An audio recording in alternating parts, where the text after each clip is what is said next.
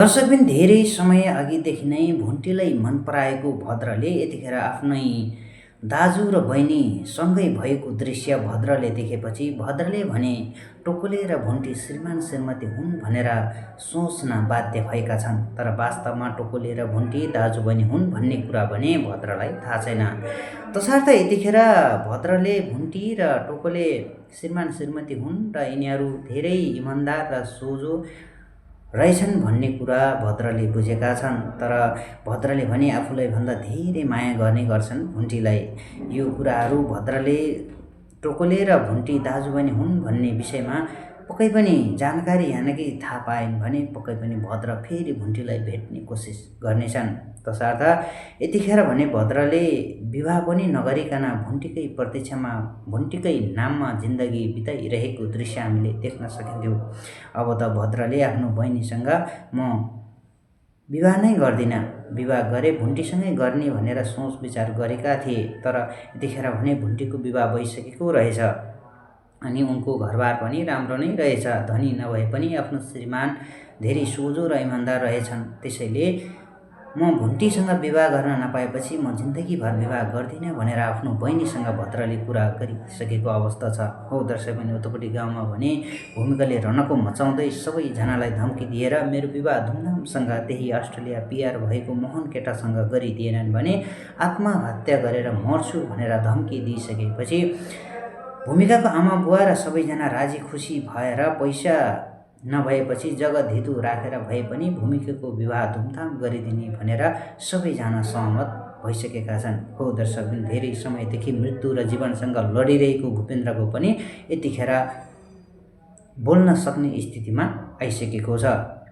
तसर्थ डाक्टरले धेरै समय अगाडि नै बोलचाल गर्न सक्ने र हिँडुल गर्न सक्ने अवस्था नभए पनि हस्पिटलबाट डिस्चार्ज गराएर घरमै लगेर आराम गराएर औषधि सेवन गर्यो भने केही समयमा बोल्न सक्छन् भनेर डाक्टरले डिस्चार्ज गरिदिएका थिए। तसर्थ भूपेन्द्रको दिसा पिसाब सोर्दै भुन्टीले आफ्नै श्रीमानको हेरचाह गरिरहेकी थिइन्। विगतका दिनहरूमा धेरै अपहेलना टर्चरहरू दिएर विभिन्न आरोपहरू लगाउँदै घरबाट निकालिदिएको श्रीमती भुन्टीले यस्तो जीवन र मृत्युसँग लडिरहेको श्रीमानको धेरैभन्दा धेरै माया गरेर हेरचाह गरिरहेकी छिन्। तसर्थ यो कुराहरू भने भूपेन्द्रलाई यतिखेर महसुस भइसकेको छ।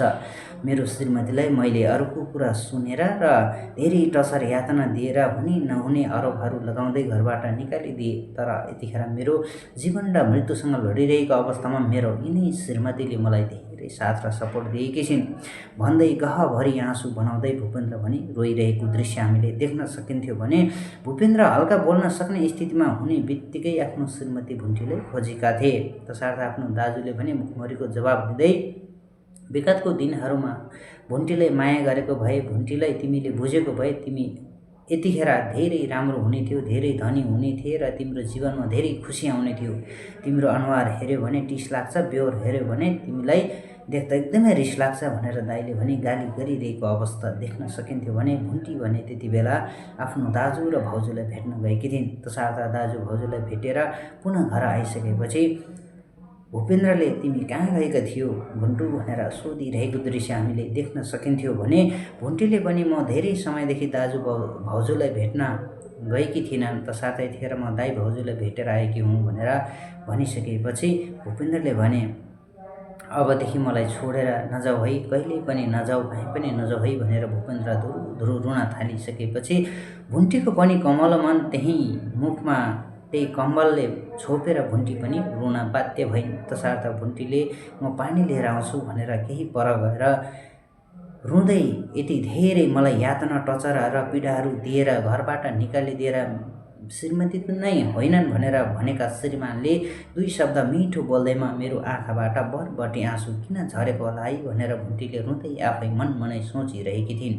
हो दर्शक, यसरी भुन्टी सिरियलमा लफडा परिरहेको अवस्था छ। यतिखेर पूर्णिमा र टोकुलेको सम्बन्ध भने राम्रो भइसकेको अवस्था छ भने सिरियाले भने आफ्नो श्रीमानसँग सम्बन्ध जोगाउनुभन्दा पनि सम्बन्ध बिगार्नतर्फ लागेकी छिन् र सबै कुराहरू आफ्नै साथीलाई सेयर गरेर श्रीमानसँग डिभोर्स गर्छु भन्नेसम्मको कुरा गर्दै गर्दा आफ्नै बुवाले गाला फुट्ने गरी सिरियालाई झापड हानेको दृश्य हामीले देख्न सकिन्थ्यो।